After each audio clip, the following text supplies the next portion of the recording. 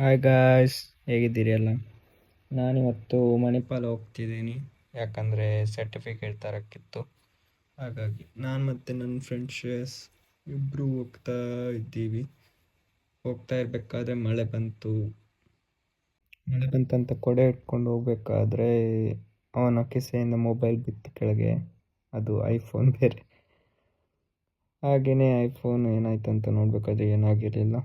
ಹಾಗೆ ಮತ್ತೆ ನಾವು ಹೊರಟ್ವಿ ಕಾರ್ಕಳಕ್ಕೆ. ಬಸ್ಸಿಗೆ ಕಾಯ್ತಾ ಇದ್ವಿ. ಸ್ವಲ್ಪ ಲೇಟ್ ಆಗಿದ ನಂತರ ಬಂತು. ಹಾಗೆ ಹೊರಟ್ವಿ ಕಾರ್ಕಳಕ್ಕೆ. ಸಿಗೋಣ ಕಾರ್ಕಳದಲ್ಲಿ.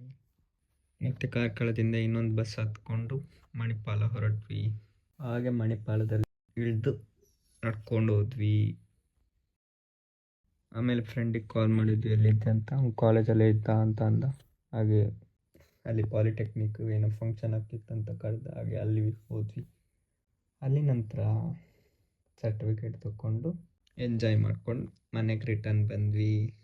ಹಾಗೆ ರಿಟರ್ನ್ ಬರುವಾಗ ಮಳೆ ಏನೂ ಇರಲಿಲ್ಲ.